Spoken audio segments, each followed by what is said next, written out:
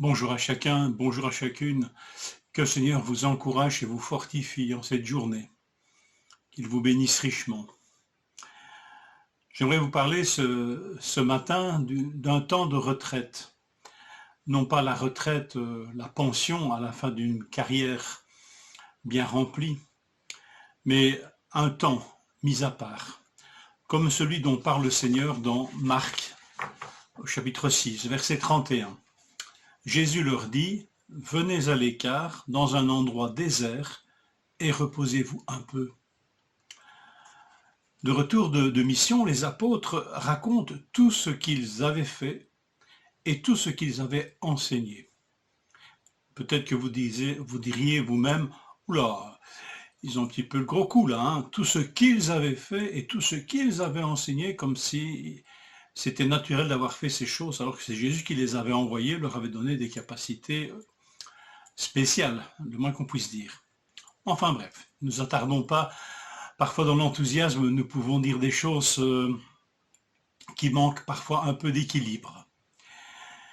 En tout cas, ils semblent même pas sensibles à la fin, ils sont dans un vrai enthousiasme et loin de profiter de cette énergie extraordinaire et débordante des apôtres, le Seigneur les invite à un temps de repos, de tranquillité. Cette idée de se reposer implique aussi cette idée de la tranquillité.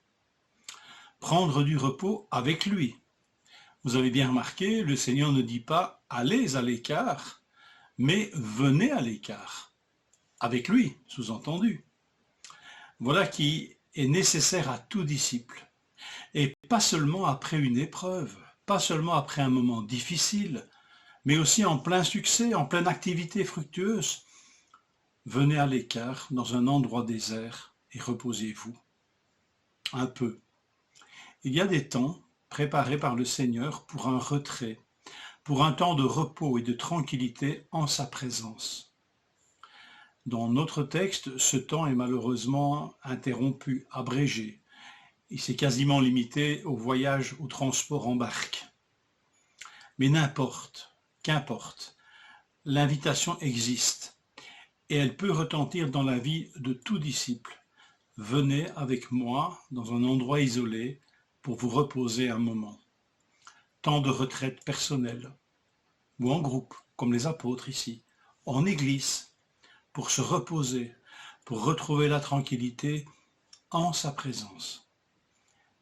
Béni soit le Seigneur d'être sensible à nos besoins de ressourcement, de repos, mais de repos profond en sa présence. Que le Seigneur nous accorde de la sagesse pour ne pas négliger de tels moments. Je vous souhaite encore une fois une bonne journée.